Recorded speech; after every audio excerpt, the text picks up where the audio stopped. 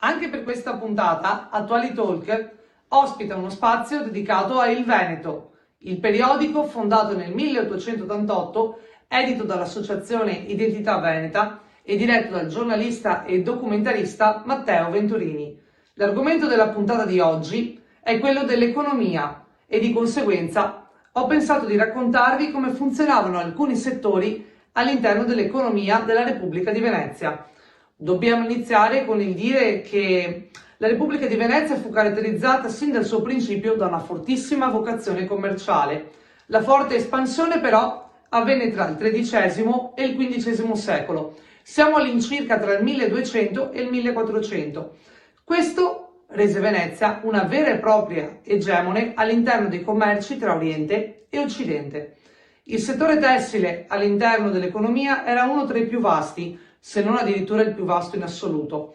Inizialmente era confinato, pensate, all'interno dell'isola di Torcello, nel XIV secolo, quindi siamo attorno al 1300.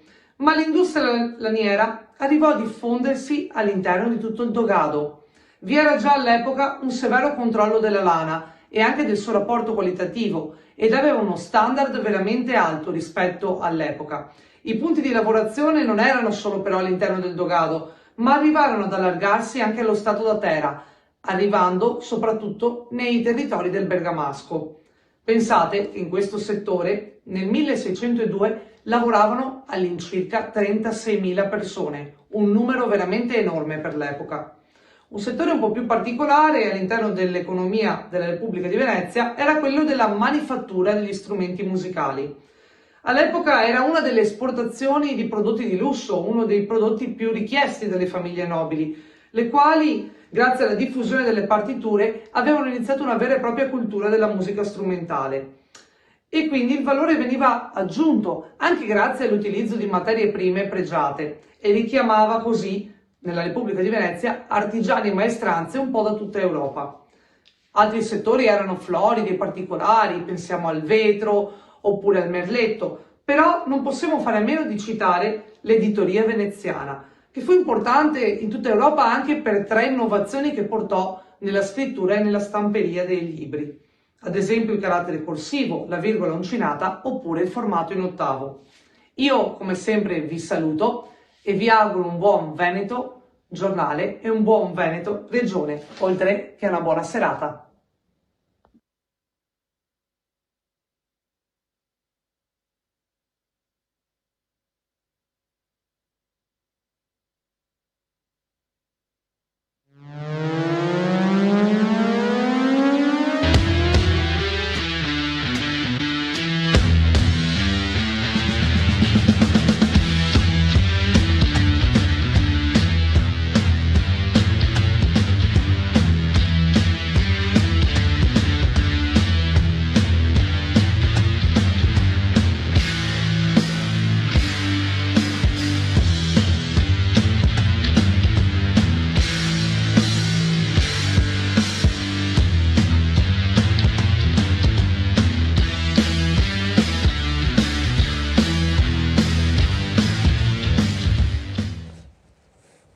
Buonasera e ben ritrovati ad Attuali Talk, io sono Matteo Venturini e questa sera siamo ancora in onda su Caffè TV24 a parlare di attualità. Caffè TV24 si raggiunge sul canale 88 per il Friuli Venezia Giulia, 112 per la Lombardia e per il Veneto orientale l'85, mentre per il resto del Veneto 19 freccia su selezionare Caffè TV24 o a livello nazionale 133 freccia su Regione Veneto e poi Caffè TV24. Approfitto per salutare il pubblico in studio che questa sera è da contorno e anche i nostri ospiti partendo da Jacopo Cepparo. Buonasera Matteo, buonasera ai telespettatori. Gli youtubers Le Stelle Marine, quindi Marco Destro e Francesco Masiero. Buonasera, buonasera. Buonasera a tutti. Maurizio Ebano del comitato esecutivo CIM. Buonasera. E Fabio Casetto. Buonasera a tutti, ben ritrovati. Ecco, prima di parlare dei nostri argomenti della serata che riguardano appunto l'economia, come è già stato anticipato sui social, ho il piacere di lanciare il contributo del giornalista e collega Alessandro Biz, che come sempre ci anticipa un pochino gli argomenti. Buonasera al pubblico di AttualiTalk, agli ospiti in studio e al conduttore Matteo Venturini. Parliamo di economia. Non solo quella che leggiamo nei grafici o nei bollettini ufficiali, ma quella reale, quella che viviamo ogni giorno, nei conti di casa, nelle bollette, nei mutui, nel carrello della spesa.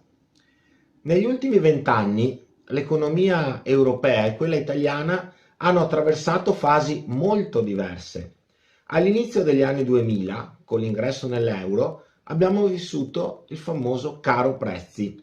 Il caffè che da 1000 lire costava 1 euro, la pizza margherita che da 5.000 lire passava a 5 euro. Piccoli esempi, certo, ma che segnavano un cambio d'epoca e per molti una sensazione di rincaro immediato.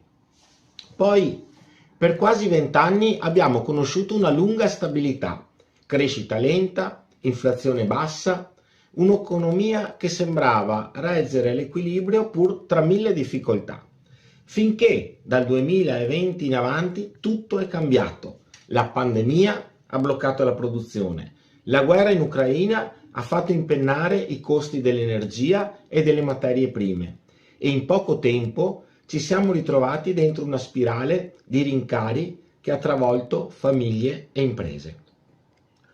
Oggi, mentre i mutui pesano di più e i salari restano fermi, il costo della vita continua a salire. E l'idea diffusa è quella di un'economia che si muove, ma nella direzione sbagliata. I prezzi salgono, il potere d'acquisto arretra. E allora viene da chiederci, quella che stiamo vivendo è davvero inflazione nel senso tecnico del termine o è piuttosto un aumento dei prezzi dovuto a fattori esterni, geopolitici, energetici, produttivi? Perché la differenza è sostanziale e determina le scelte della politica, della banca centrale e di chi guida i processi economici. E mentre l'Europa cerca di difendere il proprio equilibrio, sullo sfondo il mondo cambia direzione. Per anni la parola d'ordine è stata globalizzazione, uguale apertura, liberalizzazione dei mercati, delocalizzazioni, spesso anche in modo indiscriminato. Ora, 20 anni dopo, dall'altra parte dell'oceano si leva un grido di segno opposto, dazi, che significa chiusura, anche qui in modo indiscriminato. Apertura dell'Europa, chiusura dell'America. Due visioni contrarie che finiscono per pesare sulla stessa bilancia, quella di chi produce, di chi lavora, di chi ogni giorno fa i conti con l'economia reale. E forse è proprio qui che sta il punto, tra l'apertura senza regole e la chiusura senza misura. A pagarne il prezzo restano però sempre gli stessi, le imprese, le famiglie e i cittadini. Perché l'economia in fondo non è fatta di teorie o di sigle, ma di persone e oggi più che mai il loro equilibrio vale molto più di qualsiasi indice o percentuale. Buona serata. Ecco, grazie a Alessandro Briz che come sempre è puntuale e preciso e anche molto prezioso per i contenuti che verranno durante la puntata. Oggi facciamo un esperimento un pochino differente rispetto alle altre puntate, perché abbiamo qui in studio la fortuna di avere due youtubers che portano la loro esperienza, attenzione, non dal punto di vista scientifico, ma proprio esperienza diretta di campo di come può vivere una persona e come lo percepisce, come percepisce l'economia. Ecco, e poi abbiamo ovviamente i nostri ospiti come Maurizio Ebano, che invece ha molta esperienza dal punto di vista anche professionale, e i nostri ospiti fissi Jacopo Ceparo e Fabio Casetto, che invece portano la loro opinione. E quindi approfitterei per lanciare il primo contributo video, sono piccoli spezzoni, ecco, per ogni domanda che andrò a fare anticipano un pochino quello che si andrà a trattare, un piccolo spezzone di un video su YouTube dei nostri ospiti. Per tutta la mia vita ho sempre sentito dire la stessa frase, detta da nonni, zii, il macellaio, il barista e persino da persone che non conosco. Quando c'era la lira si stava bene, ma bene bene. E ogni volta la stessa storia, la spesa costava di meno, con 10.000 lire ci mangiavi in 4, con 50.000 lire ti facevi un weekend. Sembra che con l'arrivo dell'euro tutti i prezzi siano esplosi, caffè, bollette, affitti, la pizza al ristorante, tutto alle stelle. Eppure, poco prima del cambio, girava uno slogan: con l'euro lavoreremo un giorno in meno e guadagneremo come se lavorassimo un giorno in più. Nella realtà dei fatti le cose non sono andate esattamente così. Oggi analizzeremo insieme cosa è successo davvero, per rispondere ad una sola e semplice domanda: com'è cambiato il costo della vita passando dalla lira all'euro? La prima indagine di questo video riguarda i prezzi di vendita dei prodotti alimentari. Infatti, il nonno di un'amica di Francesco ci ha fornito delle fatture risalenti al 1988, relative ad alcuni acquisti effettuate presso un ingrosso tuttora attivo. In questo caso non ci siamo limitati a prendere quei prezzi e convertirli con il tasso 1 euro equivale a 1936 lire, ma abbiamo utilizzato uno strumento molto più completo dell'Istat, che tiene conto del potere di acquisto. Consultando questo sito scopriamo che 1936 lire del 1988 oggi corrispondono a 2,53 euro e non ad 1 euro come nel 2002. Questo perché, se rapportiamo lo stipendio medio del 1988 a quello attuale, scopriamo che era poco meno di 600 euro, cioè circa 2,5 volte più basso rispetto ad oggi. Ecco perché non ha senso dire che la pasta una volta costava 30 centesimi e oggi 1 euro. Va bene che il prezzo sia alzato, ma anche gli stipendi sono aumentati. Quindi dobbiamo confrontare il potere di acquisto di una volta con quello di oggi. Eccoci qui per valutare il cambiamento dei prezzi nel supermercato dall'88 ad oggi. Abbiamo suddiviso i beni in 3 categorie, ovvero quelli con l'IVA al 4%, quelli al 10% e 22%. Partiamo con i beni essenziali di prima necessità con l'IVA al 4%. Che bisogna precisare che una volta non erano 4%, ma erano 2%. L'IVA anche è raddoppiata. Primo prodotto che andiamo a considerare è l'olio cuore. Nel 1988 un litro d'olio costava 3.690 lire, che sarebbero 1,90 euro. Attualizzandolo al prezzo di oggi, quindi con il calcolatore che vi abbiamo fatto vedere prima, che tiene conto dell'inflazione, del potere d'acquisto, eccetera eccetera eccetera. Mi sta uccidendo sto gatto. C'è questo gatto che sta rompendo un po' le palle. Adesso costerebbe 4,91 euro. Quanto costa realmente? 5,20 euro. Proseguendo troviamo la farina per polenta gialla da 100 grammi, ovviamente tutto della stessa marca e stesso punto vendita, quindi lo ripetiamo. Nell'88 costava 590 lire, che trasformati in euro sarebbero 30 centesimi. Oggi dovrebbe costare 78 centesimi, nella realtà ci costa 1,13 euro. Quindi vediamo che anche qua l'aumento è stato maggiore di quello che dovrebbe essere. Andiamo avanti e parliamo delle fette biscottate. Nel 1988 costavano 1515 lire, ovvero 78 centesimi. Attualizzate ad oggi costerebbero 2,02 euro, mentre all'ingrosso le abbiamo trovate a 1,55 euro. Quindi assurdo. Quindi vediamo una situazione diametralmente opposta rispetto ai due prodotti che abbiamo visto poco fa. Proseguendo con l'ultimo prodotto, in realtà ne abbiamo molti di più ma facciamo 4 rappresentativi, troviamo la pasta di semola Barilla. La stessa confezione una volta costava 774 lire, che sarebbero stati 40 centesimi. Se rapportiamo il prezzo ad oggi dovrebbero costare 1,03 euro, in realtà costano 99 centesimi, quindi il prezzo è diminuito di 4 centesimi, più o meno siamo rimasti lì. Quindi, anche se in generale l'IVA è raddoppiata dal 2% al 4%, i prodotti di prima necessità costano l'1% in meno, o perlomeno i prodotti che abbiamo trovato noi di base sono rimasti stabili. In studio, un applauso. Questa è, come dicevo, una piccola parte rispetto al video che è molto più lungo, ma vi volevo chiedere, visto che vi abbiamo qui in studio, raccontateci invece com'è andata per i beni utili ma non necessari, quindi diciamo ovviamente per la prima necessità, i beni di prima necessità, c'è una risposta che, come abbiamo visto, è molto simile nel rapporto, ma invece per il resto? Allora, rispondo io. Intanto ricordiamo che né io né Marco abbiamo vissuto la lira, quindi abbiamo proprio preso i dati da questo fornitore che acquistava già nello stesso negozio dove siamo andati noi nel 2025, ma nell'88. Allora, per i beni all'IVA al 10%, intendiamoci, abbiamo notato un prezzo che rimaneva più o meno sempre stabile. Invece per quanto riguarda l'IVA al 22% abbiamo trovato un aumento di circa il 20%. Bisogna anche considerare un'altra cosa però, che è un po' il limite della nostra indagine e che noi nel nostro video diciamo, ovvero che noi a livello proprio statistico non abbiamo preso un campione rappresentativo, ma abbiamo preso una quantità di dati che avevamo a disposizione e che a livello statistico non parlano. Quindi non è che se noi abbiamo trovato un calo per i beni al 4% di IVA dell'1%, significa che tutti i beni al 4% siano diminuiti dell'1%, ma solo quelli che abbiamo trovato noi. Poi comunque all'interno del video continuiamo con questa analisi, valutando anche il cambiamento del prezzo, per esempio del caffè e della brioche al bar, notando anche qua che nel momento del cambio tra la lira e l'euro c'è stato un bel aumento. E in generale comunque come concludiamo? Concludiamo dicendo che per alcuni beni notiamo sempre una costanza, insomma, guardando sempre l'inflazione, guardando sempre il cambiamento del potere d'acquisto. Per altri notiamo delle differenze un po' marcate, però di fatto quello che è cambiato da quando c'era la lira ad adesso che c'è l'euro sono i consumi degli italiani.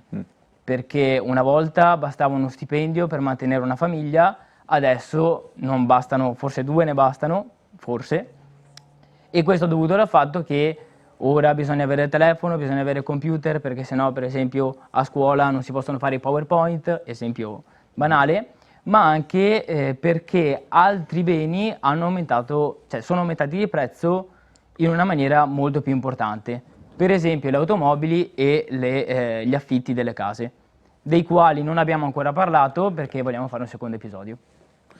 Bene, allora volevi dire qualcosa? Ma no, in realtà ha detto tutto. Cioè... Perfetto, allora alla prossima sicuramente ci sarai sì, tu. Sì.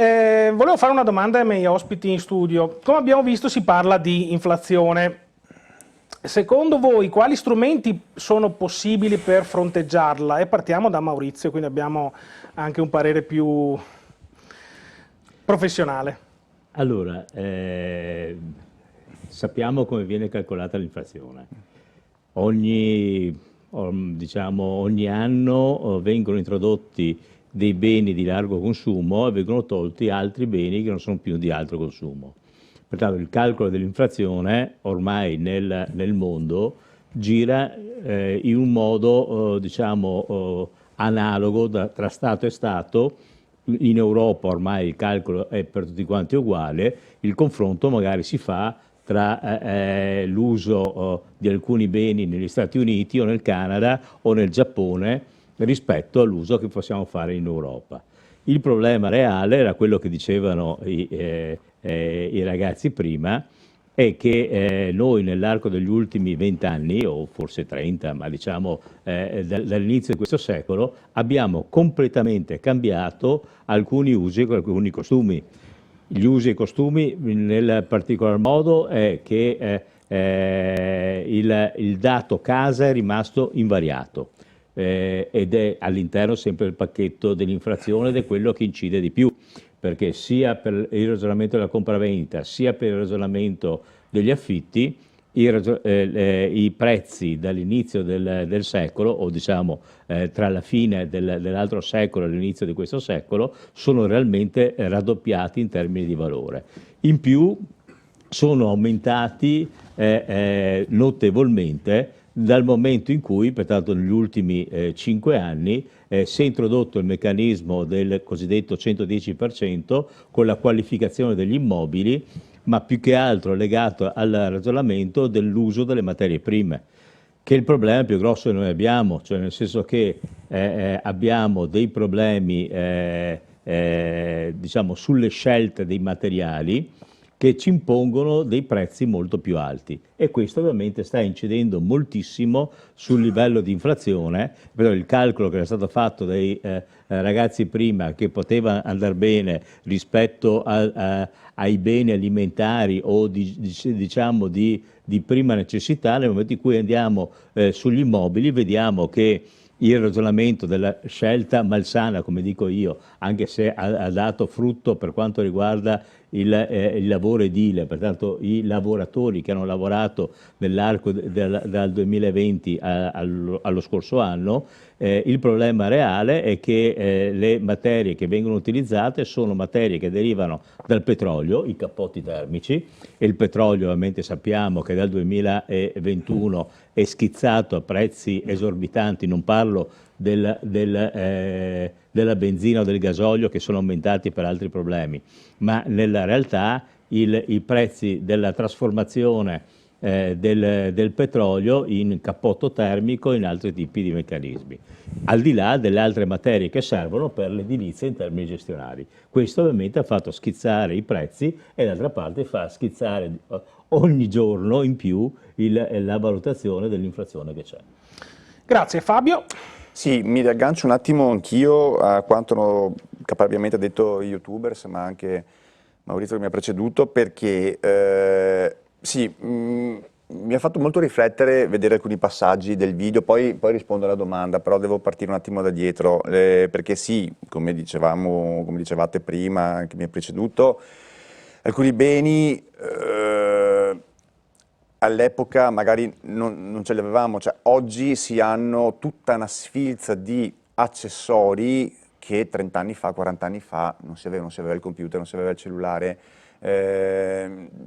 tantissime altre cose, particolari elettrodomestici eccetera. Ma faccio anche un altro esempio senza andare troppo indietro. 20 anni fa esatti, facevo due conti proprio qualche giorno fa, comprai una Volkswagen Golf nuova a 31 milioni di lire. Oggi la stessa Volkswagen costa 31.000 euro in 20 anni, la stessa, proprio lo stesso modello eccetera. Quindi se la pasta Barilla, anche per non fare pubblicità, è rimasta più o meno invariata, la pasta asciutta insomma, che ci facciamo da bravi italiani ogni giorno a casa, altri beni invece sono, come poi lo vedremo magari nel corso della puntata, gli affitti, i mutui, gli acquisti degli immobili, ma anche le automobili o comunque i veicoli hanno subito degli aumenti esponenziali, come diceva anche Maurizio, per via comunque del petrolio che è uno delle materie prime principali insomma, per costruire qualsiasi veicolo, sia per alimentarlo ma anche per costruirlo. Poi anche sul paniere ha influenzato anche molto il costo delle benzine. Il costo delle benzine,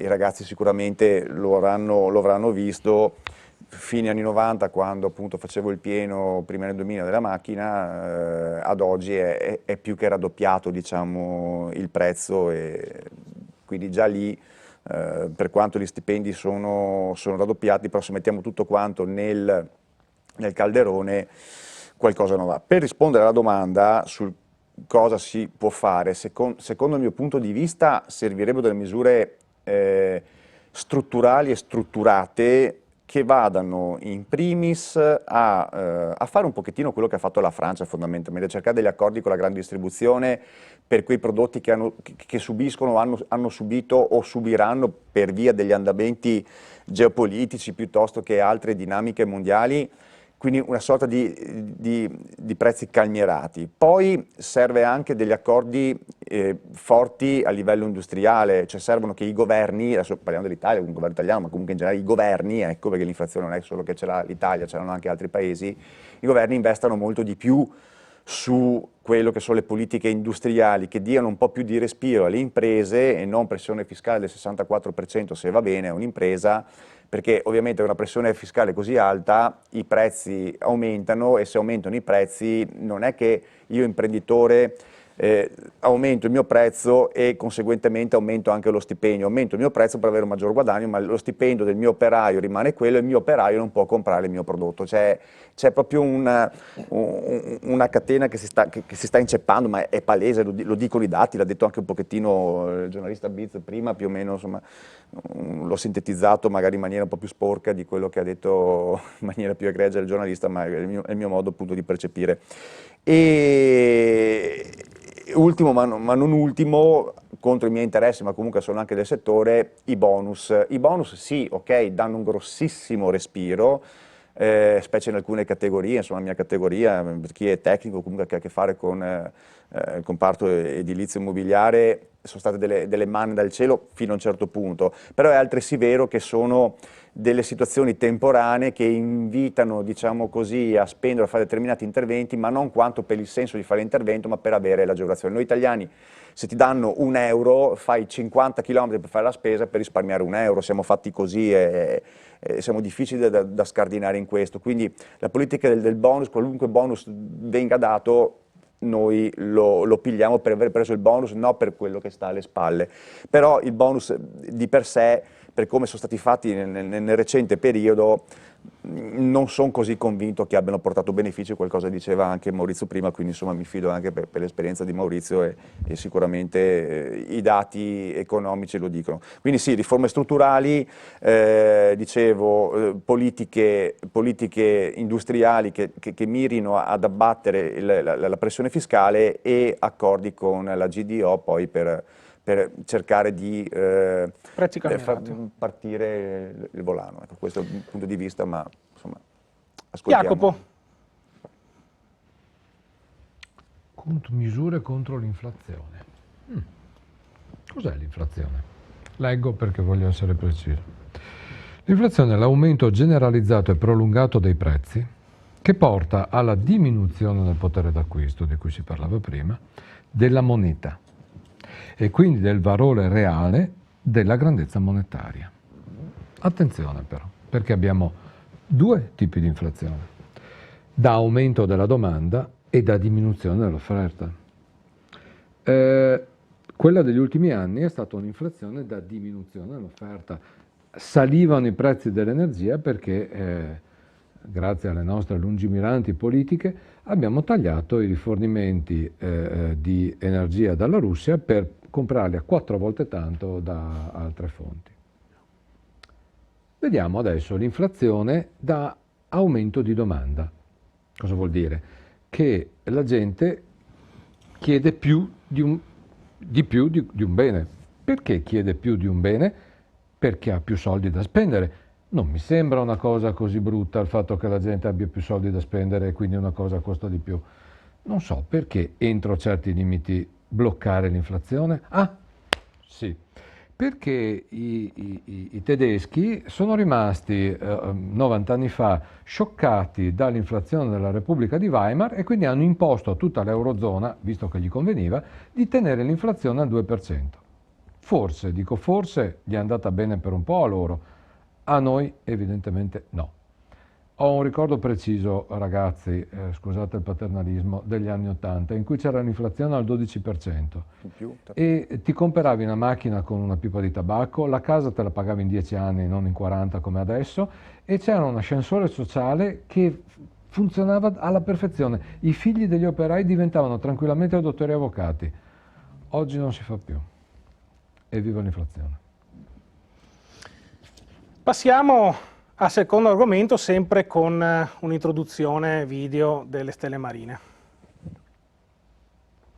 Sono andato ad indagare di quanto si sono alzati i prezzi in questi ultimi 10 anni e ciò che ho scoperto è davvero assurdo. Su internet la situazione non è molto chiara, perché ogni sito spara cifre diverse. C'è chi dice il 15%, chi il 50% e chi oltre il 100%. Per questo primo episodio abbiamo scelto di confrontare solamente i prezzi del supermercato e il loro cambiamento dal 2015 fino ad oggi. E se volete già assaporare di cosa tratterà questo video, vi basta sapere che 10 anni fa questo tonno riomare costava esattamente €2,49. Oggi costa €4,39 in offerta, se no costerebbe ancora di più. E un'altra cosa molto interessante è che oggi ci sono anche 50 grammi in meno di prodotto. Ultima categoria è la categoria degli extra, ovvero vari oggetti a caso che abbiamo preso e non rientrano in nessuna categoria specifica. Allora, per prima cosa abbiamo questo sugo al tonno della Italiamo, costa attualmente 1,49 €, mentre una volta costava 1,09 €, 40 centesimi di differenza. Poi abbiamo questa birra della Peroni, comunque questa al giorno d'oggi ci costa 1,39 €, una volta invece costava 1,14 €. E per concludere, ultimo prodotto, anche questo spaventoso, vi lasciamo la clip. Un prodotto interessantissimo sono queste patate surgelate 4 salti in padella Findus che costano 4,29 € e sono 450 grammi. Quindi per quanto riguarda questo surgelato, queste patate surgelate, c'è da dire innanzitutto che una volta erano di più. Una confezione teneva 50 grammi in più, quindi ad oggi costano 4,29 € e riportate 500 grammi sono 4,77 €. Quindi 4,77 € contro i 3,59 € di 2015. Comunque complessivamente questa categoria degli extra ha subito un aumento del 29,72%, quindi diciamo abbastanza in linea con tutto ciò che abbiamo visto finora. Quindi dopo questa spesa possiamo dire che le categorie che hanno avuto una maggior variazione di prezzi sono la verdura con in particolare il 104% in più, l'olio col 69% in più e il caffè col 54% in più. Ora però una domanda sorge spontanea: ma quanto sono aumentati gli stipendi in questi 10 anni? Secondo i dati dell'osservatorio Job Pricing, che ce li ho proprio qua, lo stipendio medio annuo lordo nel settore privato è stato nel 2015 di circa 28.000 €, invece nel 2023 di più o meno 30.838 €. Questo rappresenta circa un incremento di circa il 10% in 8 anni. Tuttavia, nello stesso periodo dicono che l'inflazione sia aumentata del 20,8%, indicando che gli stipendi non hanno tenuto il passo con l'aumento del costo della vita. Eccoci in studio, come abbiamo visto sono dei piccoli segmenti dei loro video e in particolare di questa categoria ne hanno addirittura girati 3. Ecco, volevo sapere di che cosa avete parlato negli altri video. Ok, allora rispondo io adesso. Allora sì, come avete visto in questo primo episodio abbiamo preso vari supermercati, abbiamo analizzato solo beni del supermercato. Quindi volantino prezzi di 10 anni fa confrontato con i prezzi attuali e abbiamo visto un po' che ci sono stati degli aumenti in generale per tutte le categorie.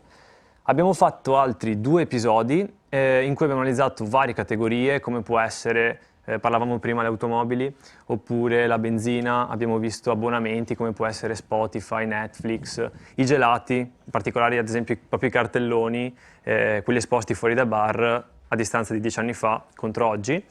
E quindi questo è quello che abbiamo visto. In generale quello che abbiamo notato è che c'è stato un aumento che non è in linea con l'aumento degli stipendi, cioè gli stipendi sono rimasti più o meno stabili, c'è stato un leggerissimo aumento, tutti questi beni invece hanno subito degli aumenti più interessanti. E questo proprio facendo il sunto. Non so se vuoi dire qualcos'altro. C'è da dire anche che su questo primo episodio c'è da fare lo stesso discorso di prima, ovvero che il campione è sempre non così valido statisticamente, però sì, questo è un po' esatto, poi il limite insomma dei nostri video. Sì, un'altra cosa, anche ricollegandomi a prima che parlavamo degli automobili, noi abbiamo visto che in 10 anni abbiamo preso delle macchine, sia delle macchine standard ma anche delle macchine un po' più elaborate come può essere da una Panda contro una Ferrari. Abbiamo visto che la Panda, lo stesso modello base, nel giro di questi 10 anni ha subito degli aumenti interessanti, invece la Ferrari ha subito degli aumenti molto più ristretti, molto meno marcati e che in percentuale incidono molto di meno. E niente, era anche per collegarmi un po' a quello di cui avevamo parlato prima. Grazie, un applauso perché sono belle ricerche, ma come vedete non viene lasciato quasi nulla al caso, perché anche solo puntualizzare e dire il campione che abbiamo preso è questo, a livello professionale è obbligatorio dirlo, voi lo state dicendo senza essere dei professionisti e quindi siete doppiamente bravi in questo senso. Allora, stipendi di ieri e stipendi di oggi, questa è la domanda che andrò a fare adesso a Maurizio e anche agli altri ospiti. Sembra non ci siano stati sufficienti aumenti degli stipendi e salari negli anni. Come mai, Maurizio? Perché non c'è stata la contrattazione. Cioè, nella realtà tutta l'esperienza che noi abbiamo avuto, noi anziani, negli anni 70, negli anni 80 e nei primi anni 90, si è interrotta completamente a 35 anni a questa parte. La contrattazione sindacale negli anni 70 e negli anni 80 era una contrattazione nazionale, regionale, diciamo, non esisteva la regione, provinciale e aziendale. A un certo punto il sindacato ha deciso che la contrattazione territoriale non c'era più. Tanto per capirci, le imprese di pulizie avevano i contratti provinciali. Ogni provincia aveva un'applicazione contrattuale diversa da Treviso a Venezia, da Venezia a Padova. Perché? Perché c'erano delle competenze, delle organizzazioni, delle gestioni completamente diverse. Questo tipo di politica contrattuale non c'è più, non esiste più. In azienda c'erano i consigli di fabbrica che in base all'andamento all'interno dell'azienda ponevano un problema sindacale e si iniziava a discutere della situazione che c'era all'interno di quell'azienda in prospettiva, o per riuscire ad arrivare alle casse integrazioni o alle ristrutturazioni aziendali, o per aumentare i salari all'interno delle aziende. Questa politica non esiste più. Il sindacato su questa cosa non c'è più. La CGIL, il CISL-UIL, ma i COBIS, tutti quanti quelli che sono nati, i cosiddetti sindacati gialli, non esistono. Vanno a mettere le bandierine, una volta erano rosse, adesso sono verdi, blu, azzurre e via dicendo, davanti alle fabbriche, ma quando sono morte, non prima. Questo è quello che manca oggi in Italia. E ovviamente lo andiamo a ripercorrere sulla situazione dei video che i ragazzi giustamente hanno fatto, bravissimi, sulla questione, perché noi discutiamo moltissimo dei dati statistici, quelli che ci impone l'Istat, dell'inflazione ci impone l'Istat, ma nella realtà il cambiamento che il cittadino ha ce l'ha ogni giorno. Ce l'ha ogni giorno e ogni giorno si pone in termini diversi. Perché il problema non è, io mi ricordo, no, negli anni 80, cioè scusate, nella fine degli anni 70, c'è stato il passaggio della benzina da 500 lire al litro a 1000 lire al litro. Chi ha la mia età forse se lo ricorda, no? Grande rivoluzione. Il giorno dopo si è andato avanti lo stesso. I prezzi non sono aumentati. Eppure i camionisti che portavano la merce in giro c'erano anche all'epoca, no? E tra parentesi non c'erano le logistiche, pertanto dai campi si arrivava direttamente ai mercati generali. Eppure i prezzi non sono aumentati e la benzina, il gasolio, come andavano i mezzi all'epoca, era raddoppiato in termini di costo, dalla sera alla mattina. La stessa cosa è successo nel 72, quando abbiamo fatto l'operazione delle domeniche alternate in bicicletta. Ovviamente io sono vecchio e me lo ricordo, voi non esistevate ancora, forse qualcuno là se lo ricorda, dove nella realtà i prezzi non sono aumentati, eppure avevamo dei disguidi lo stesso. Ma perché non sono aumentati? Perché il sindacato all'epoca, la riforma del sindacato è arrivata nel 1970, stiamo parlando del 72, aveva anticipato e aveva gestito l'operazione. Questa cosa qua, da 30 anni a questa parte non esistono. Voglio fare una provocazione, mi dispiace per Landini, però andare in piazza e ricordare il giorno dopo che hanno fatto l'incontro e fare uno sciopero, una manifestazione per parlare di sanità, senza sapere che si è raddoppiato dal 2022 ad oggi il contributo che viene dato alle regioni sulla sanità, c'è qualcosa che non funziona. Poi è vero, io ho degli amici che lavorano nella sanità, vogliono fuggire perché non si guadagna. Ma perché non si guadagna? Perché solo l'altro ieri, in base alla riforma, al meccanismo dell'integrazione finanziaria del 2025, il governo ha dato l'aumento nella pubblica amministrazione. E il sindacato dov'era? L'ha deciso il governo, non il sindacato, in una trattativa. Questo è quello che manca oggi, cioè l'anticipo di una situazione per riuscire a governare complessivamente la situazione. E ovviamente arriviamo alla situazione che c'è. Pertanto, giustamente come detto, i salari sono bloccati e non aumentano, no? I costi aumentano perché nessuno controlla i costi, all'interno delle fabbriche non c'è più il controllo, dall'altra parte chi decide i costi non è la fabbrica, non è il produttore, abbiamo questo meccanismo insano da 20 anni a questa parte, dove per riuscire a guadagnare non si sa bene chi, sicuramente la finanza, il ragionamento reale è che andiamo a lavorare in subappalto, dove chi lavora realmente non guadagna niente e chi guadagna nella realtà è solo chi ha prestato la finanza per poter andare avanti sulle questioni. Molto interessante. Fabio? Sì, stavo sbobbinando un attimo quello che dopo Maurizio. E aggiungo sul discorso, visto che hai toccato anche tematiche nazionali di rinnovo contratti, ci sono anche molti contratti nazionali, penso a ricerca, formazione, sono fermi il biennio 2022-24 e devono ancora prenderlo in mano. All'università un categoria C percepisce scarsi 1.500, un categoria D, quindi un laureato neanche 1.600, quindi capiamo che c'è, questa è l'università, capiamo che c'è un problema, poi chiediamoci perché fanno difficoltà le università a fare bandi, poi al netto che comunque il governo ha tagliato un sacco i fondi, quindi anche i tempi indeterminati dell'università sono diventati un binocolo, però capiamo anche perché fanno difficoltà gli enti di formazione e di ricerca che sono il fulcro di una nazione a trovare poi anche delle persone che insomma dedicano poi anche la loro vita alla ricerca, alla formazione, tutto quello che è queste buone pratiche, che anche quelle poi sono un volano, perché giustamente se faccio ricerca e innovazione, poi torniamo alla domanda di prima, torniamo al punto di prima, si mette in moto quel meccanismo che poi anche Jacopo del discorso dell'inflazione ha ben spiegato, si mette in moto anche tutto un meccanismo che poi porta anche a aumentare le domande e quello che già abbiamo visto o conosciamo. Ma che altro aggiungere, diciamo, da quello che è stato detto, che magari si dirà nel corso della serata?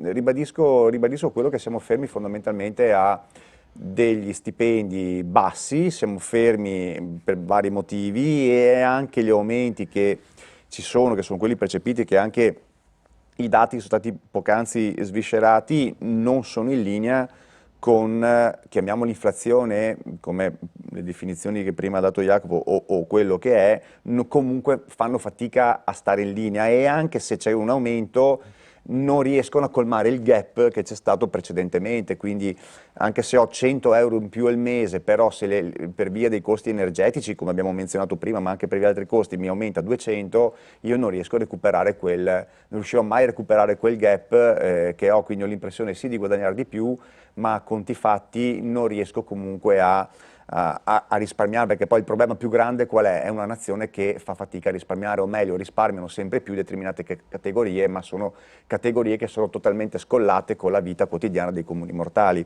quindi anche lì, ma quello è un altro discorso, non tocchiamolo. Io mi fermerei qui perché comunque poi penso che magari...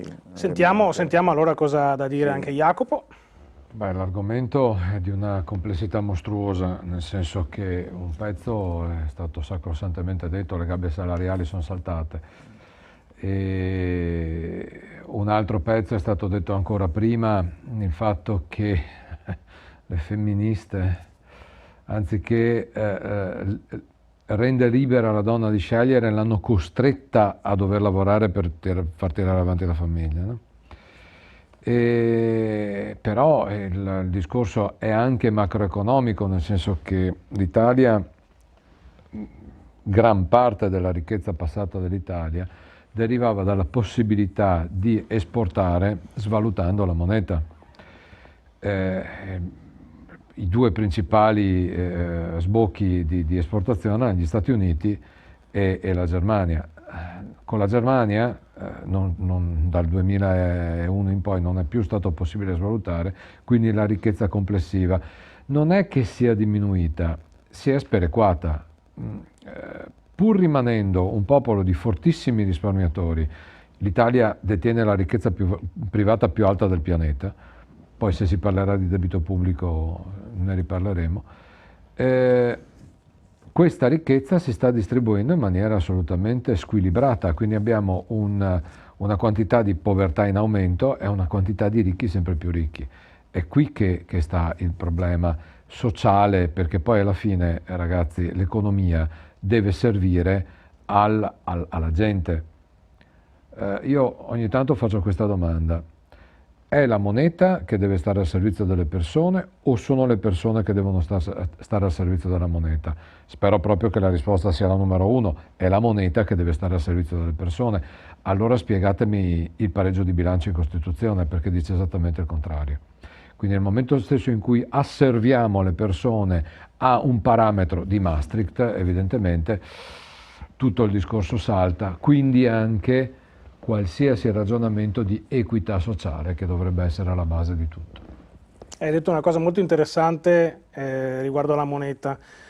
Già te lo dissi un anno fa, se hai la possibilità, anche per il pubblico lo diciamo, guardatevi su YouTube Giacinto Auriti, che purtroppo non c'è più, ma è stato un grande economista, professore universitario, e spiega molto bene questo concetto che tu hai sintetizzato in poche parole. Passiamo al prossimo argomento con il terzo video delle stelle marine.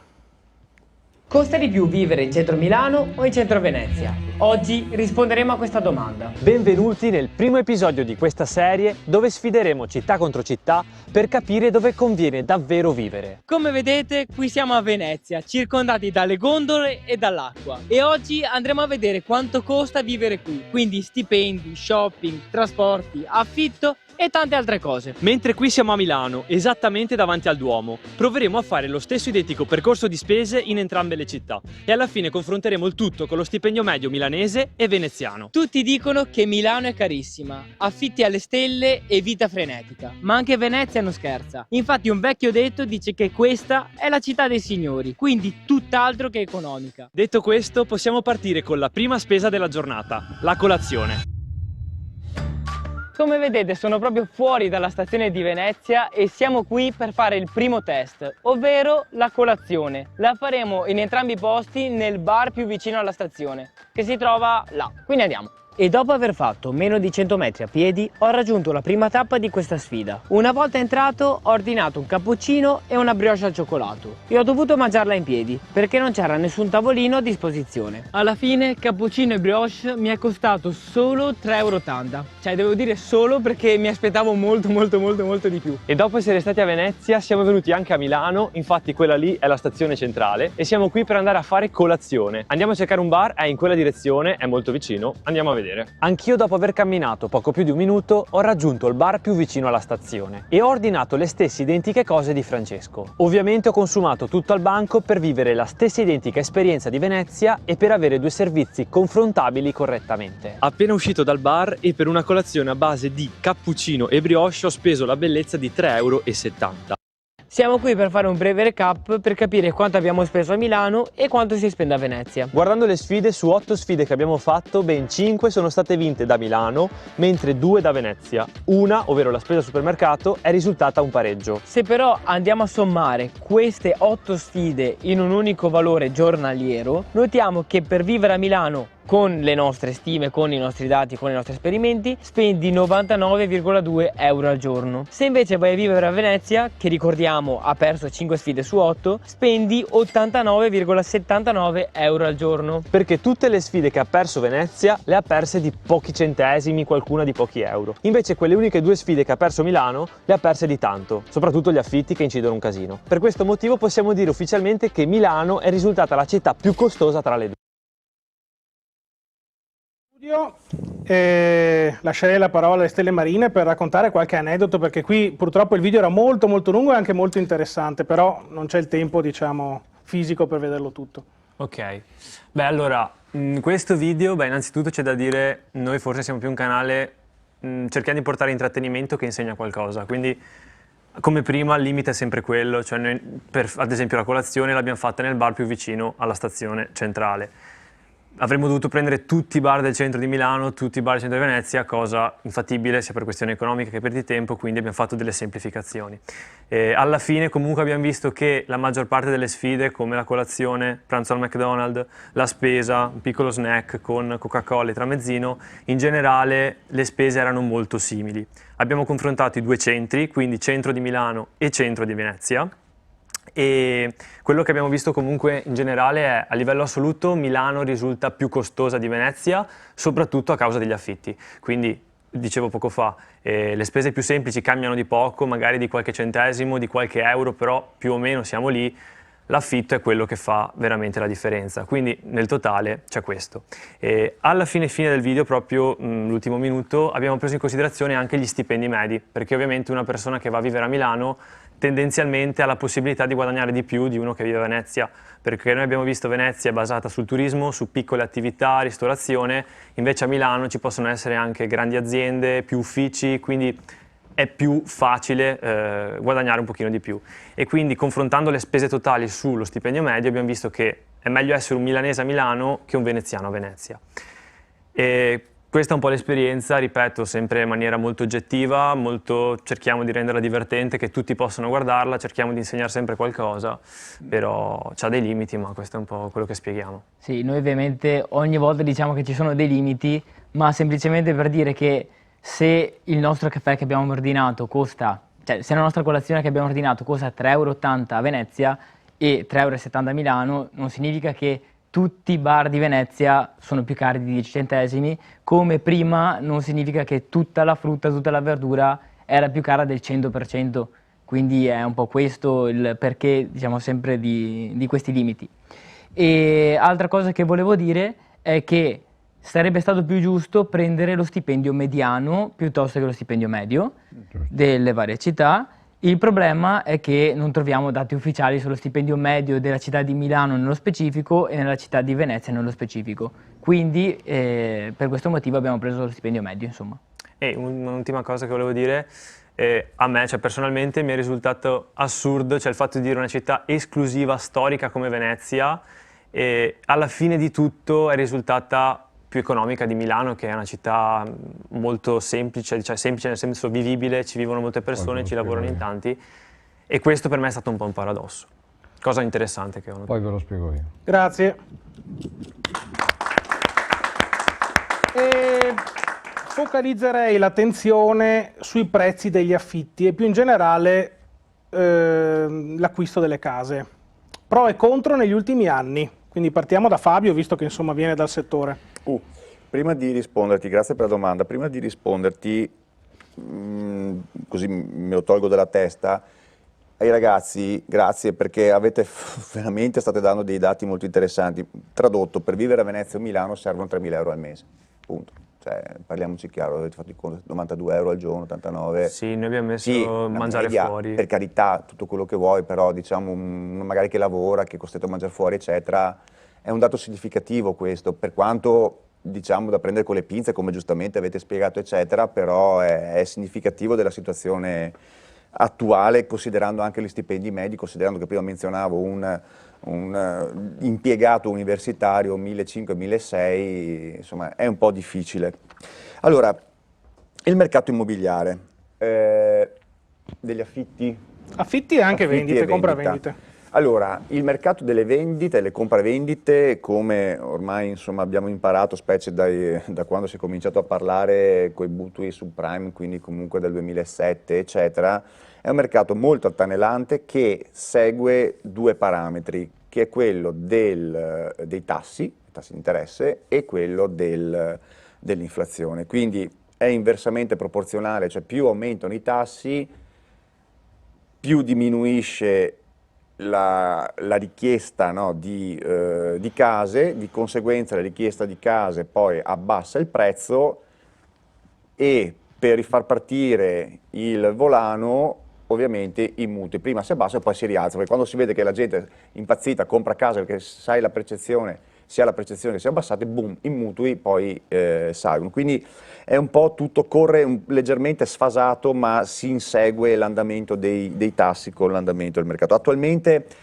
e gli affitti invece viaggiano su tutto un altro binario, che è quello dettato lì sì anche dall'inflazione, ma soprattutto da tutta una serie di parametri che adesso ci vorrebbe una puntata solo per quello, magari appuntatelo eventualmente, però dai, battute a parte, comunque segue tutta un'altra serie di parametri. Oggi, parliamo di oggi senza dover per forza sviscerare 100 anni di storia di affitti.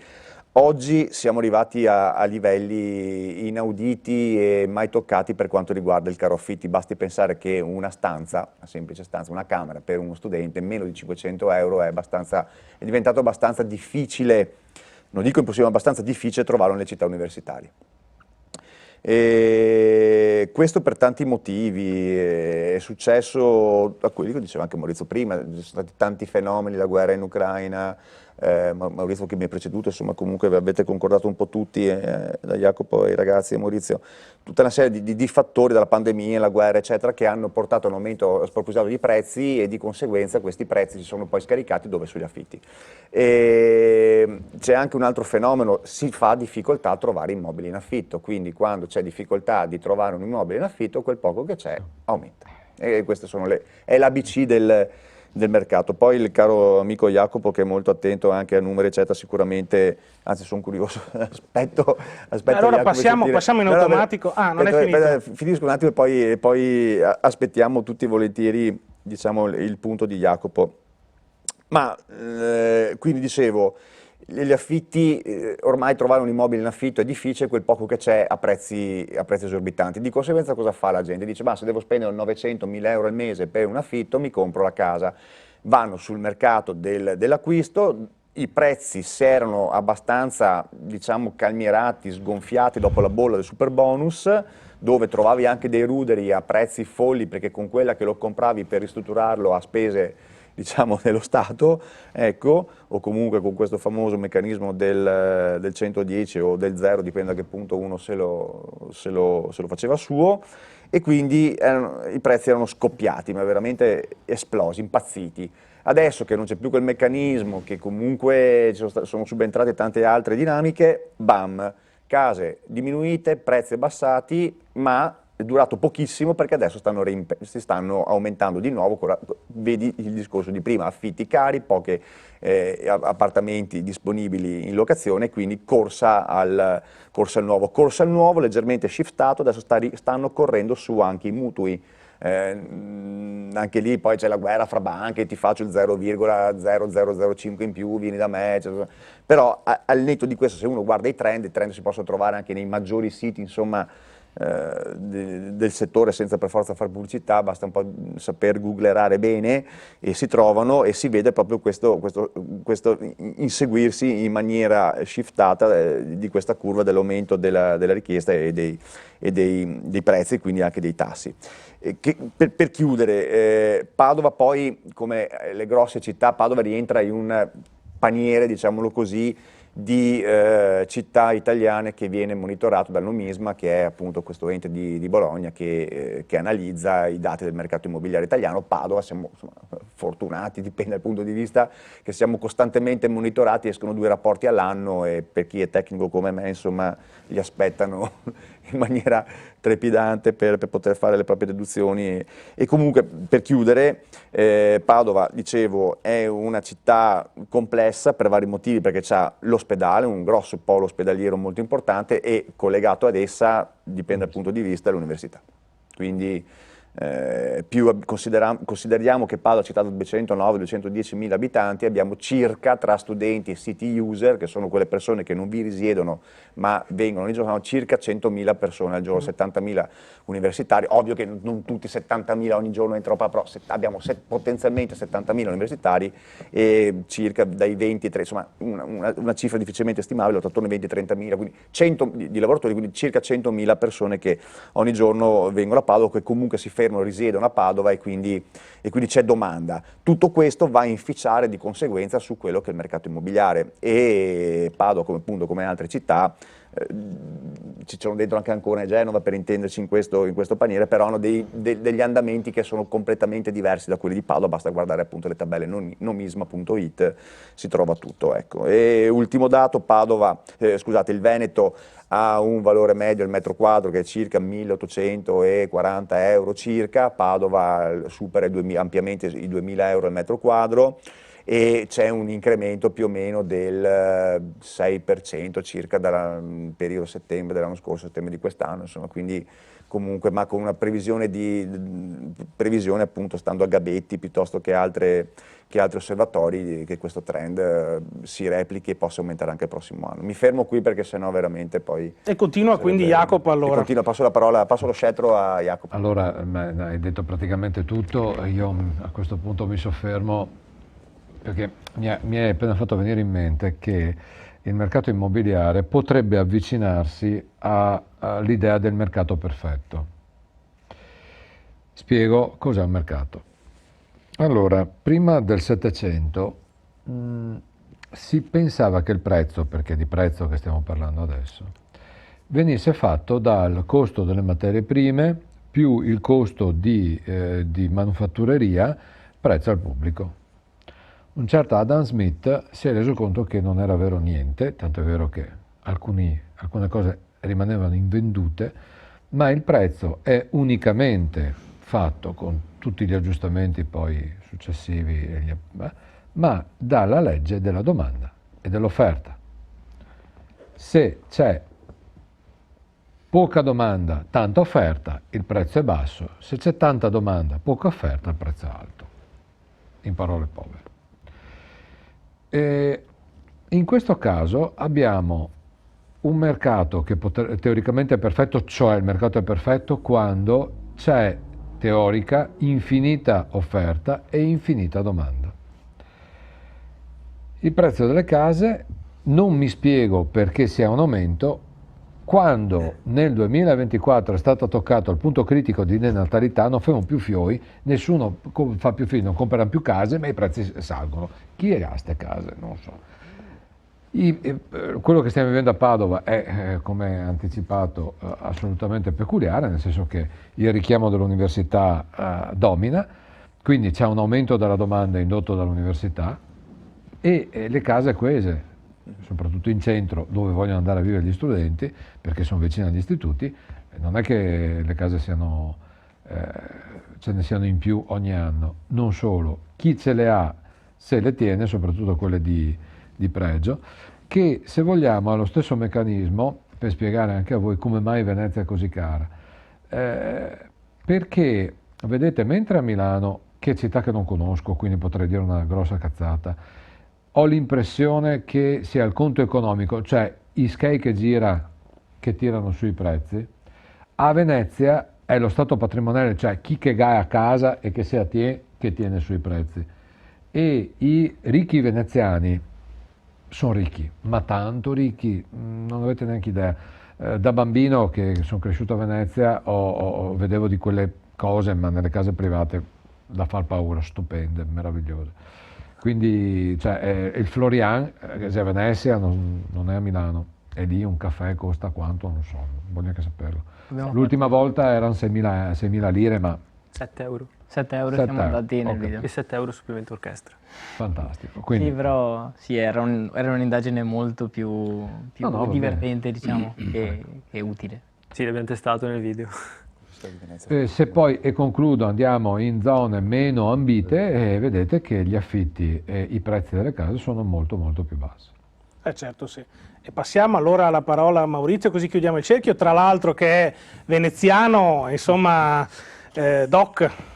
Grazie. Ho il codice mio fiscale, le ultime lettere sono di Venezia. Anche il mio? Per fortuna rimane ancora quello. Io sono nato a Venezia, in campo San Polo poi, anche. La più centrale di quello è il massimo. Detto questo, io credo che l'esperienza che hanno fatto sul ragionamento di Venezia e di Milano, giustamente l'hanno detto, su un loro tipo di esperienza, ma non tiene conto delle due peculiarità. Le due peculiarità sono, prima questione, Venezia è sempre più una città turistica, o di ricchi, difatti i veneziani non ci sono più. Io avevo una nonna che faceva la sarta e andavamo a casa delle nobildonne a provare i vestiti. Adesso le nobildonne a Venezia non ce ne sono più, no? Non si sa dove sono finite, non ci sono più. Quelle case delle nobildonne sono in mano una volta agli americani, poi sono diventati dei russi, poi sono diventati dei cinesi, poi non lo so più chi ha in mano quelle vecchie case stupende delle nobildonne. Rimangono sempre la famiglia Bianchini con l'UNESCO che comanda, che io ce l'ho morta qua con la questione di Venezia Expo, ma lasciamo perdere, e ovviamente il ragionamento è che Venezia è talmente peculiare sul fatto che quando ti arrivi in stazione a Venezia, quando arrivi in Piazzale Roma, o hai dei mezzi per riuscire a trasportare le materie prime, oppure rimangono là.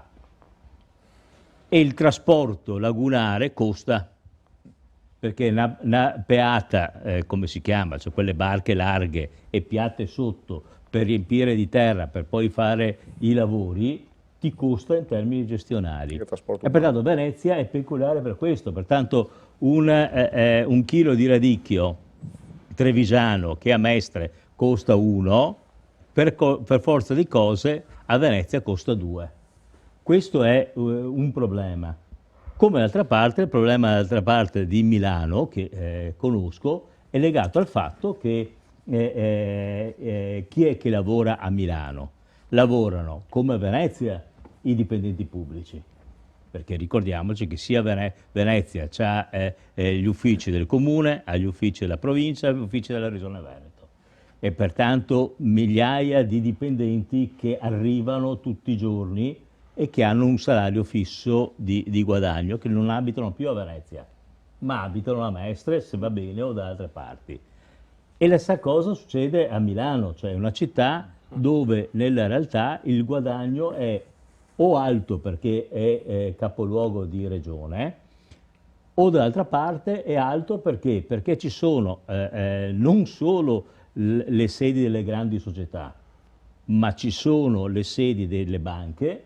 Banca Intesa è a Milano, non è più a Torino, è a Milano la sede, l'Unicredit è a Milano la sede, con migliaia di dipendenti che fanno i pendolari da fuori Milano per andare verso il centro, ma che guadagnano tanto e pertanto non hanno problemi quando vanno a mangiare, non vanno alla ricerca della trattoria, come siete voi, che ha un prezzo decente in un modo o nell'altro, vanno a cercare il ristorante perché sono quelli che non guadagnano i 3.000 euro al mese, ne guadagnano 5 netti, pertanto 10.000 euro lordi al mese in termini di guadagno. Questa è la situazione di Milano e di Venezia. Questo tipo di situazione porta per forza di cose a dei prezzi molto alti da un punto di vista immobiliare in termini di gestione, cosa completamente diversa rispetto a Padova o a Treviso o da altre parti. Hai ragione te, Padova c'è un problema legato all'università, ma quello che io non riesco a capire è stato che io in epoche giovanili sono stato nella famosa opera universitaria, che si chiama ESU se non mi sbaglio, perché gli danno queste sigle come i ministeri che li chiamano MIT, MUT, MAT, non riesco a capirci più niente, quanto bello era chiamare il Ministero del Tesoro, il Ministero delle Finanze, vabbè, non importa. Il ragionamento è che noi come opera universitaria abbiamo comprato immobili per dargli agli studenti. Abbiamo abbassato i contributi che davamo, pertanto il ragionamento è stato che se i contributi che davamo come opera universitaria erano 100, abbiamo deciso di abbassarli a 50 per comprare appartamenti e per darli gratuiti agli studenti che venivano da fuori. Non riesco a capire perché queste cose qua non si fanno più. Si va a comprare pezzi di fiera a Padova per risolvere un problema alla Camera di Commercio che non ha idee in termini di gestione, ha fatto debiti fino adesso, lo lasciamo perdere, e d'altra parte non si va a comprare gli appartamenti per gli studenti universitari e a darli a prezzi calibrati, o come negli anni 70, ai tempi miei, a darli a prezzi, cioè scusate, a gratuiti agli studenti che venivano da fuori di stanze e via dicendo. Questo perché? Le mense universitarie non costavano nulla agli studenti, adesso costano denaro, tanto denaro. Allora, è questo quello che manca dagli anni 70-80 agli anni 2000, un equilibrio economico di gestione dove in un modo o nell'altro si facevano investimenti corretti rispetto al proprio ruolo. Ribadisco ancora, tutte queste aule nuove che hanno fatto all'Università di Padova hanno significato? I vecchi palazzi facevano schifo, sono io il primo a dirlo, che è l'Istituto di Economia, ma mi ricordo che ho girato, perché poi mi sono fatto anche 6 mesi di ingegneria tra geologia e analisi matematica, mi dice facevano schifo quei palazzi, ma ci stavamo dentro lo stesso. Non avevamo problemi noi come studenti a stare là dentro, ai docenti a stare là dentro. No, adesso hanno fatto fior di palazzi in Viale Venezia negli ultimi 10 anni, dove vedi tantissimi studenti che vanno fuori, stanno dentro e via dicendo, hanno speso miliardi, e d'altra parte abbiamo questi palazzi vuoti che non abbiamo ancora capito il Comune di Padova cosa andrà a fare. Perché il Comune di Padova da 10 anni a questa parte non ha avuto ancora un'idea per decidere cosa fare di alcuni palazzi vecchi, di vendere oppure no. Se non domani mattina magari si farà un'altra operazione a Milano, dove tutto verrà buttato fuori e faremo grattacieli da 100 piani sopra. Non dico che sia stato sbagliato le operazioni di Milano, è stato sbagliato nel fatto che nella realtà hai espulso dal centro di Milano tante famiglie per poi riuscire ad avere un criterio diverso di valutazione interna a Milano. Ecco, allora, ritornando all'esperienza che hanno fatto correttamente, io credo che noi dobbiamo riuscire a concludere in termini gestionali, sapendo che l'inflazione noi non riusciremo a debellarla e a bloccarla per una serie di ragioni nel momento in cui stiamo all'interno dell'Europa, io ci voglio stare, e all'interno dell'Europa governiamo la moneta in un certo modo, perciò rimaniamo dentro l'euro in termini di gestione. Dall'altro lato dobbiamo riuscire a capire dove dobbiamo investire e dove dobbiamo tagliare. Una delle cose principali da fare è aumentare gli stipendi a tutti, cioè riaprire una grande contrattazione, tagliare sui soldi dei ministeri. So che è un peccato dire una cosa del genere, però si fa così.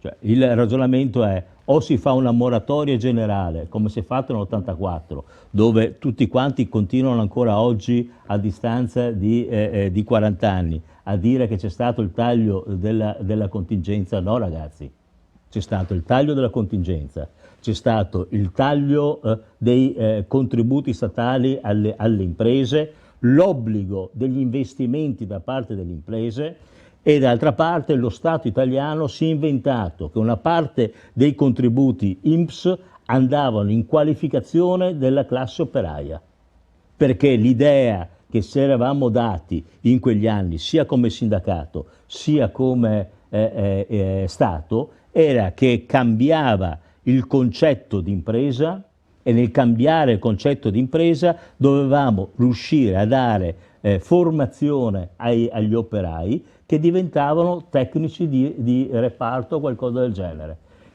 Quel famoso 3% che noi paghiamo nell'INPS, che le imprese pagano nell'INPS, se l'è inventato quell'accordo del 1984, che le imprese non utilizzano, ed è là che noi dobbiamo far forza. Ma se non si utilizza, cioè abbiamo perso le famose 150 ore per riuscire a quei ragazzi che non finiscono la scuola, a fargli fare scuola di qualificazione. E ne abbiamo tanti ragazzi che mollano la scuola superiore, ci sono molti che mollano perfino alla seconda media e non vanno più avanti, no? E nessuno si pone il problema. No, ogni tanto si parlano ancora più, si li chiamano nerd, come li chiamano e via dicendo, li chiamano in questo modo assurdo e ci roviniamo e basta. Sono queste le cose che dobbiamo fare.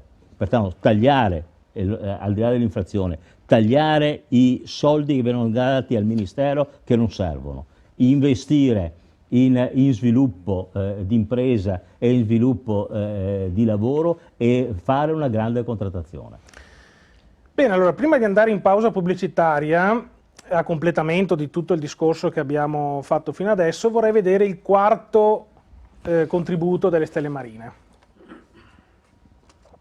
Secondo diversi studi, un italiano medio spende all'incirca 300 euro al mese per cibo e bevande, il che, facendo un breve calcolo, significa 10 euro al giorno. Ma secondo voi è possibile mangiare per un'intera settimana con un decimo di questa spesa? Benvenuti in questa nuova sfida, dove proveremo a mangiare per 7 giorni con 1 euro al giorno. Ce la faremo? Se ci pensate, 1 euro è davvero pochissimo. Infatti con questa monetina non riesci nemmeno a comprarti un caffè al bar. Molti degli alimenti che compriamo ogni giorno superano questo prezzo. Pensate al latte, la frutta, le verdure, la carne, i formaggi, il pesce. Praticamente tutto è fuori dal nostro budget. Eppure con questo video proveremo a dimostrare che con un po' di creatività, sacrificio e tanta organizzazione si può ancora mangiare senza spendere una follia. Basta calcolare ogni spesa al centesimo.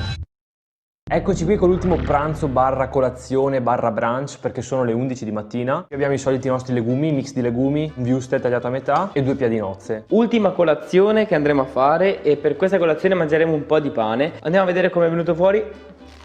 Forse più buono del solito. Una cosa che ho imparato grazie a questa settimana è che con un budget così limitato tu non puoi dire stasera ceniamo alle 8, perché tu mangi quando hai fame. Non è che dici ok stasera ceniamo alle 9, ti viene fame alle 6, cosa fai? Normalmente dici ok, magari mi mangio un toast, mi mangio uno yogurt, mi mangio una banana, in modo tale da arrivare alle 9 e cenare a quell'ora lì. Comunque devo dire che forse utilizzare il pane come fonte di carboidrati è stata la scelta più giusta che abbia mai fatto. Puoi fare 100.000 forme diverse di pane ed è molto difficile stancarsi. E dopo aver fatto l'ultimo pranzo e l'ultima cena di questa settimana è arrivata rapidamente mezzanotte.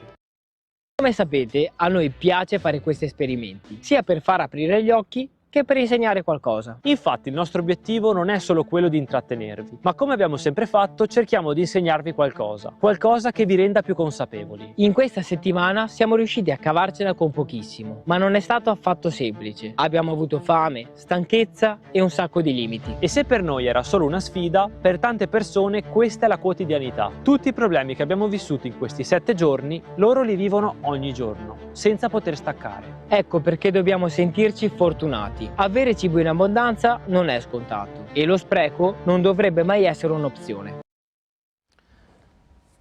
Ecco, allora lascio al nostro gentile pubblico questo pensiero. Adesso noi ci prendiamo una breve pausa pubblicitaria, non cambiate canale, restate con noi. Ecco, rieccoci in diretta. E quindi guardiamo un altro video, il quinto delle stelle marine.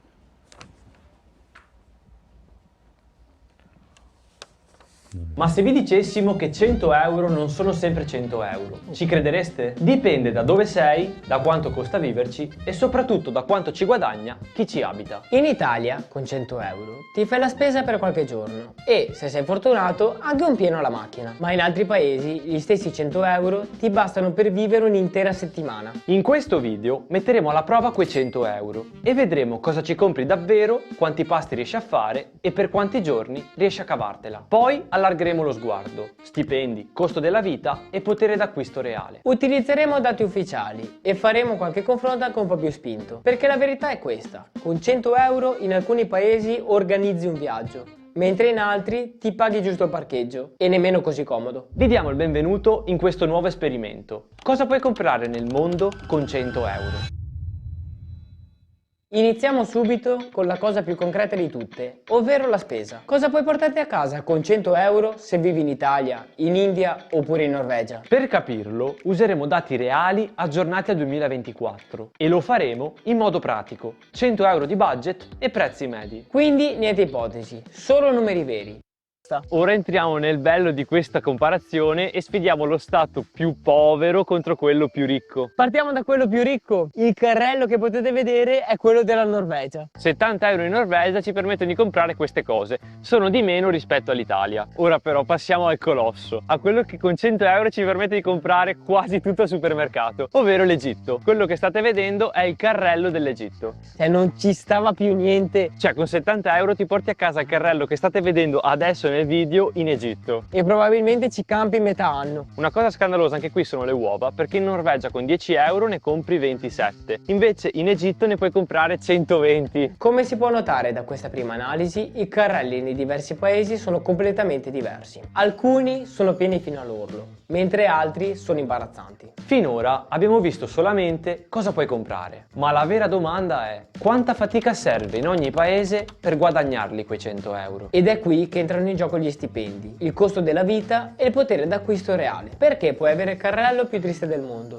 ma se quei 100 euro li guadagni in un'ora, beh, cambia tutto. Eccoci qui per capire un pochino di più sugli stati e scoprire quante ore bisogna lavorare per guadagnare quei 100 euro. Come vedete abbiamo già impostato la nostra lavagnetta inserendo l'Italia. Marco, secondo te quante ore bisogna lavorare in Italia per guadagnare 100 euro? Più o meno tra le 9 e le 10 ore. Siamo a un totale di 9,4 ore mediamente. Questo significa attorno ai 10 euro l'ora. Passiamo al secondo stato, ovvero la Norvegia. Secondo me in Norvegia guadagnano tanto, sicuramente di meno rispetto all'Italia. Ti dico 5 ore. Ci sei andato tanto vicino, siamo a 4,5 ore per guadagnare 100 euro. Oppure in altre parole che guadagnano il doppio rispetto all'Italia. E il carrello non era il doppio dell'Italia, eh. Cioè facciamo vedere questo è il carrello della Norvegia, questo è il carrello dell'Italia. Uno non è il doppio dell'altro. E fin qua io voglio capire l'Egitto, però arriverà pian piano. Intanto scopriamo il terzo stato di questo video, ovvero Stati Uniti d'America. Io ti direi 6 ore. Anche qua ci sei arrivato vicino. 5,4 ore. Oh, tutti messi meglio dell'Italia, eh. Ecco perché alla fine 100 euro non sono mai solo 100 euro. Sono tempo, sono fatica e qualche volta anche qualche rinuncia in più. In alcuni posti li spendi tranquillamente per una cena fuori, mentre in altri ti servono settimane intere di lavoro per metterli da parte. Perché il valore dei soldi cambia completamente non appena li metti in relazione al tuo tempo. Ma ora entriamo davvero nel cuore della questione, perché nei prossimi paesi quei 100 euro non sono un extra.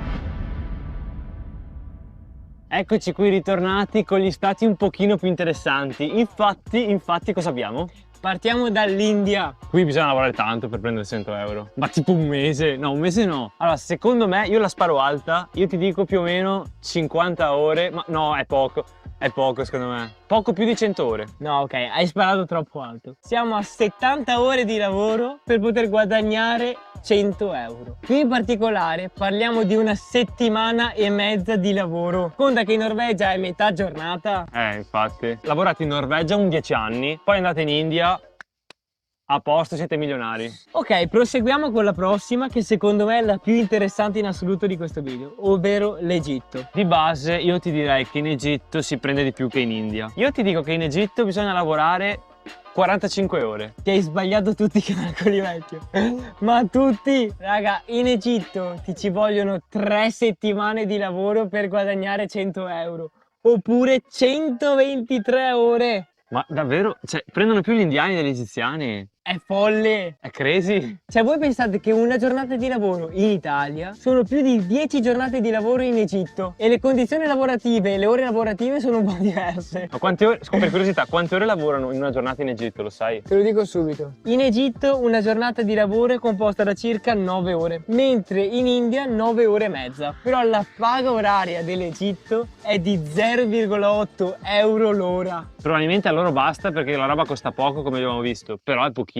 Alla fine quei 100 euro non sono solo una banconota, sono un'unità di misura del costo della vita, dei sacrifici e delle disuguaglianze. Un numero che sulla carta è uguale per tutti, ma nel mondo cambia completamente di significato. E il punto non è solo cosa ci compri, ma quanta fatica ti costa arrivarci. Perché il potere d'acquisto non è un'etichetta, è un'equazione tra prezzo, reddito, tempo e sacrifici. Quindi, la prossima volta che dici sono solo 100 euro, pensa a quanto valgono per qualcun altro.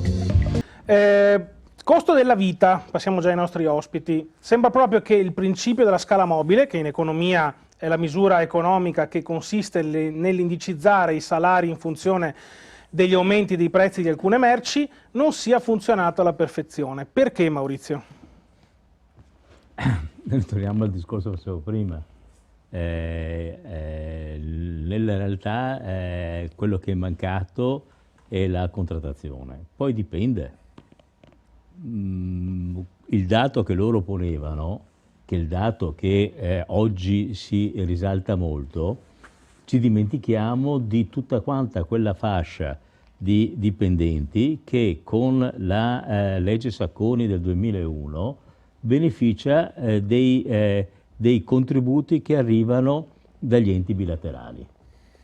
l'artigianato ha l'EBAV, altre categorie hanno altre cose che però vengono utilizzate male, dove nella realtà è un salario differito, pagato sempre dall'impresa, perché 10 euro al mese, perché altrimenti dovresti dargli 25 euro lordi al dipendente, che viene dato all'EBAV, vuol dire di avere quei contributi da 50, 100 euro, varia rispetto alle situazioni, per i libri scolastici o per altre cose. O dall'altro lato, domani abbiamo l'assemblea regionale del Sani in Veneto, noi come artigianato, ci sono altri enti bilaterali legati per dare i contributi legati alla sanità, che non vengono considerati su quello. Perché se io vado a metterci i 10 euro al mese che il titolare di impresa dà per l'EBAV, i 10 euro al mese che il titolare dà per il Sani in Veneto, sono già altri 20 euro in più, che poi vuol dire che dagli 9 euro che hanno calcolato loro si arriva ai 10, no? Di più di quello che dice i 5 Stelle e via dicendo, del salario minimo che dobbiamo dare, no? Perché poi ricordiamoci che siamo l'unico Stato europeo che ha i contratti nazionali di lavoro, non rinnovati nell'arco degli ultimi 20 anni, sì, ma ha i contratti nazionali di lavoro. È vero, la Germania ha le leggi, la Francia ha le leggi, ma noi abbiamo i contratti, stabiliti dal 1970. E questo è quello che in realtà manca. Perciò il ragionamento che hanno fatto è corretto, il fatto che noi dobbiamo considerare i 100 euro che noi ci facciamo, che ci portiamo a casa, che sono fatica e sudore che ognuno di noi ha dato per riuscire ad averlo, e ovviamente nel momento in cui andiamo a fare la spesa sappiamo che quella spesa non è in rapporto ai 100 euro che abbiamo sudato, per una serie di vicende che abbiamo detto prima. Questo è il vero e proprio problema. E da là dobbiamo cercare di venirne fuori in un modo o nell'altro, però continuo a dire, stanno sollevando in termini corretti alcuni meccanismi che non siamo abituati a discutere, perché normalmente andiamo a fare la spesa tutti, andiamo al supermercato, ma non andiamo a guardare nella realtà il costo reale che ha quello che andiamo a spendere rispetto alla situazione. Faccio un inciso, visto che conosco, vado al supermercato e via dicendo. Una delle cose che incide, che loro non lo so se l'hanno guardato, è per esempio le monoporzioni. Noi nell'arco degli ultimi 10 anni, la grande distribuzione ha tantissime monoporzioni. Le monoporzioni portano a un costo che non lo visitiamo, non lo guardiamo normalmente, molto alto nel carrello della spesa andiamo a fare, perché noi andiamo a prenderci non il letto di prosciutto come si faceva una volta e via dicendo, ma la mia monoporzione di utilizzo, che c'è stata una persona che ha tagliato, l'ha confezionata, e perciò costa la confezione tutto quanto il resto, che costa di più al chilo rispetto al fatto di andare al banco e prendersi il letto di prosciutto in termine gestionale. Ecco, se non mi sbaglio, tra l'altro l'avete anche affrontata questa cosa, ricordo di aver visto qualcosa, io vi guardo sempre, quindi insomma ho una visione un po' più ampia. Ecco. Rapidamente Fabio? Rapidamente Fabio, come ricordava giustamente prima Jacopo, gli anni 80 furono anni di inflazione alle stelle, l'83 se non vado errato raggiunse mi pare il 16% o qualcosa, 18 ecco, quindi secondo me, secondo i ragionamenti che ho fatto, insomma confrontandomi negli anni con altre persone, non funzionò per un trittico di motivi che sono sociali, economici e politici barra partitici comunque insomma. Quel meccanismo lì. Ci furono dei momenti in cui, vabbè, gli anni 80 poi adesso non li affrontiamo perché non è il tema della giornata, ma furono quegli anni della Milano da bere, del lusso, della corsa al successo, alla ricchezza, dove anche l'operaio poteva farci, dove anche l'operaio riusciva a comprarsi la macchina che produceva, riusciva a comprarsela senza grossi sforzi economici, proprio grazie appunto alla scala mobile, che se non vado errato, insomma, nei primi anni 90 andò fine 80, primi 90 andò 84 proprio Il 14 febbraio ecco, dell'84. Quindi neanche fine 80, siamo proprio a metà anni 80, quindi durata veramente da Natale a Santo Stefano, fra virgolette, insomma nel corso della storia. Dal 75 all'84. Sì, quindi sono 7 anni, ma 8 anni, 7-8 anni, ma quindi non sono, cioè nella storia diciamo economica del dopoguerra non sono stati tanti, però hanno contribuito senz'altro a un arricchimento soprattutto del ceto medio-basso, no? Poi correggimi perché chiaramente io ero bambino in quegli anni, quindi i miei ricordi sono percepiti o poi per discorsi affrontati in fase più adulta. Però secondo me appunto non ha funzionato proprio perché si è inizialmente legata, indicizzata, no, all'inflazione e ha permesso anche una sorta di esborso da parte delle famiglie che poi con l'andamento dell'inflazione che poi è precipitata insomma in breve periodo, con la fine, verso fine anni 80, poi c'è stato un calo per dopo ripartire negli anni 90 e quindi diciamo tutti i fenomeni che hanno portato a velocemente, no, a aumentare gli acquisti, diminuire gli acquisti e quindi si è portato a ridurre. Comunque è un meccanismo che secondo me oggi darebbe di testa, farebbe dare di testa all'italiano medio e questo è il timore. Quindi ho provato diciamo, a darmi questa spiegazione che un po' di anni che ci ragionavo, è proprio una questione appunto sociale, economica e politica, una volontà politica che mi ricordavo un po' più tardi, ma mi fido dell'84, ecco. No. Avevo un dato tipo 88, ma ok, revisione un attimo il mio dato. Questo è un pochettino il mio punto di vista. Ecco. Io passerei allora per chiudere il cerchio la parola a Jacopo, sempre una cosa rapida. Allora io sono un attimo perso perché questa data dell'84 mi ha riecheggiato una data ben peggiore nel 96, quando il 21 aprile 1996, quando qualche scellerato ha votato Prodi e Prodi ci ha portato in Europa. Io vedo da lì l'inizio dei nostri problemi. Prima si diceva che, Maurizio, dicevi che bisogna sostanzialmente investire, no? Negli anni 70 c'erano le mense gratuite per gli studenti, c'erano gli alloggi gratuiti per gli studenti e c'era un investimento. Come si fa a investire dentro l'Europa? Ci sono i parametri, bisogna rientrare del debito pubblico. Quindi, non lo so, io lo sapete, sono abbastanza monotematico da questo punto di vista. So solo che non mi ricordo neanche io nell'84, mi ricordo i titoli del 92, nel 94, quando l'Italia era la quarta potenza economica mondiale, con l'inflazione e tutto il resto. Ma soprattutto, come dicevo prima, mi ricordo quando si parlava di temi sociali, si parlava di gente che non doveva, come succede oggi, andare alle mense per i poveri, e non stiamo parlando di immigrati, stiamo parlando di italiani. Il debito pubblico, avendo già all'epoca era stato dato uno scossone, ma oggi proprio non esiste più. Il debito pubblico, avendo una banca centrale, non era un problema. Il debito pubblico a tutt'oggi, avendo l'Italia la maggior ricchezza privata del pianeta, non è un problema. Potremmo comunque continuare a fare della spesa pubblica se fossimo uno Stato sovrano.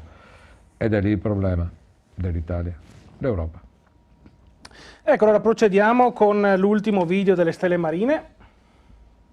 Come vedete dai palazzoni alle mie spalle, oggi sono volato fino a New York per scoprire quanto costa davvero vivere in questa città. Io invece sono rimasto a Milano, nella nostra cara e amata Italia, e farò esattamente quello che farà Marco, però dall'altra parte del mondo. In questo video vivremo la stessa identica giornata in entrambe le città, tra spesa, ristoranti, shopping, trasporti e affitti, e alla fine confronteremo le spese totali con lo stipendio medio di New York e di Milano. E solo così potremo capire dove conviene davvero vivere a livello economico, perché un euro in America non equivale a un euro in Italia. Quindi non perdiamo altro tempo e muoviamoci, andiamo a fare colazione.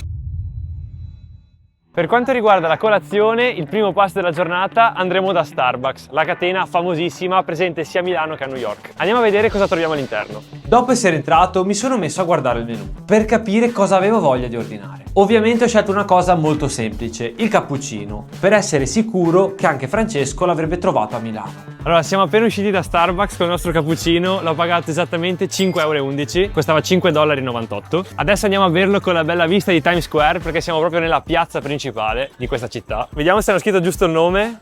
Marco, l'hanno scritto correttamente, quindi diciamo che 5,11 € per un cappuccino è tantino, però siamo a New York e in più siamo da Starbucks. Non ho idea di quanto possa costare a Milano. La mia giornata a Milano parte così. Come vedete dietro di me c'è uno Starbucks e faremo esattamente tutto quello che ha fatto Marco 6 ore fa. Perché come sapete tra Italia e New York ci sono 6 ore di fuso orario. Raga, io comunque posso già metterci la mano nel fuoco e faccio questa scommessa con voi, ovvero che qui da Starbucks i prezzi sono più bassi rispetto a che in America. Dai, andiamo a prendere un cappuccino. Eccomi qui con il mio bel cappuccino grande brandizzato Francesco, non Starbucks. Bisogna dire che qui a Milano l'ho pagato la bellezza di 3,30 €. E ho parlato anche prima con Marco e mi ha detto che a New York l'ha pagato $5,98 €, che tradotto in euro sono 5,11 €. Va bene, io intanto me lo godo. Voi guardate la prossima spesa di Marco. E dopo aver fatto colazione ci fermiamo in mezzo alla strada nel marciapiede per parlare velocemente degli stipendi. La cosa bella di questa città è che puoi fare video dove ti pare, nessuno ti guarda. Invece in Italia, come ti metti un attimo così, tutti ti guardano male. Parlando di stipendi, lo stipendio medio qui a New York è di $6.450, che tradotto in euro sono 5.940. Facendo un calcolo veloce risulta 3,13 volte più alto rispetto che a Milano. Ma per capire meglio i numeri di Milano ve ne parlerà tra poco Francesco. Dopodiché ho trovato anche un articolo sul The Times che dice che per vivere agevolmente in questa città serve un reddito attorno ai $110.000-130.000 all'anno. Qui a Milano la situazione è un pochettino diversa, infatti non si prende di sicuro lo stipendio di New York, però siamo comunque nella città con lo stipendio medio netto più alto d'Italia, che si aggira intorno ai 1.950 € al mese netti. E a chiusura della nostra puntata vorrei sentire cosa ci dicono le nostre stelle marine riguardo questa ricerca, perché insomma è una vera e propria ricerca a tutti gli effetti. Sì, beh, vabbè, anche questo come Milano, Venezia, ma più un po' quella l'idea, anche questo è più di intrattenimento. Il titolo del video è Passo la stessa giornata a Milano e a New York. Anche qui abbiamo fatto una serie di spese, cercato di confrontare per lo più le stesse catene, come può essere il McDonald's, Starbucks, un supermercato in centro, cose simili. Alla fine ovviamente qui abbiamo dovuto fare anche dei chiarimenti perché abbiamo sempre confrontato con gli stipendi medi di entrambe le città, tenendo conto, prendendo tutto in maniera molto generica, che però negli Stati Uniti, in America, in questo caso a New York, tante spese che in Italia sono già garantite, come ad esempio l'assicurazione sanitaria, le pensioni, la malattia, eccetera, eccetera, a New York te le devi pagare da solo, quindi devi togliere una grossa fetta del tuo stipendio per coprire queste spese e quindi alla fine dei conti, proprio facendo un sunto del video, alla fine abbiamo visto che se prendiamo una persona media, quindi un milanese medio a Milano, sta meglio rispetto a un newyorkese medio a New York, e per queste ragioni, diciamo. Sì, comunque anche qui vale lo stesso discorso di prima, che tra l'altro insomma ne abbiamo parlato, ovvero che chi abita nel centro di New York non prende lo stipendio medio che abbiamo detto prima, ma infatti lo stipendio mediano non è disponibile, quindi per questo motivo qua. Ad ogni modo sì, se guardiamo le spese della giornata notiamo che le spese che vengono fatte per le stesse materie, insomma, sia a Milano che a New York, sono il doppio più costose a New York. Questo è proprio un circa più o meno così, insomma, a parte la spesa, che sono le cose un po' diverse, però per il resto delle spese abbiamo quasi sempre un prezzo doppio a New York. Quindi sì, ci rimane questa percentuale in più che però viene coperta dalle pensioni, dalla malattia, da tante altre spese che si devono fare. Passiamo ai saluti finali, quindi ringrazio Fabio Casetto. Ringrazio Matteo, ringrazio i ragazzi. Grazie. E a voi tutti una buona serata. Maurizio Ebano. Lo stesso, devo dire che è stato molto interessante come loro hanno affrontato il gioco che è quello quotidiano dei prezzi e dei guadagni, e pertanto ringrazio loro prima di tutto, tutti quanti i collaboratori e il pubblico che ci ha ascoltato. Grazie. Poi gli youtubers Le Stelle Marine, quindi Marco Destro e Francesco Masiero, Grazie, vi ringrazio. Grazie a tutti. Esatto. che è la loro prima esperienza televisiva, quindi sono stati bravissimi. E Jacopo Cepparo. Grazie, una chiosa. Quanti anni avete? 24. 2001 entrambi. Ok. Alla faccia che i giovani d'oggi non capiscono niente. Cioè, le saremmo sognati noi queste cose alla loro età. Bravi, complimenti. Grazie. Grazie. Il nostro gentile pubblico in studio. E io invece aspetto i nostri telespettatori per la prossima puntata, che è fissata per l'11 novembre, sempre alle 21. Io vi ringrazio e vi auguro una buona notte.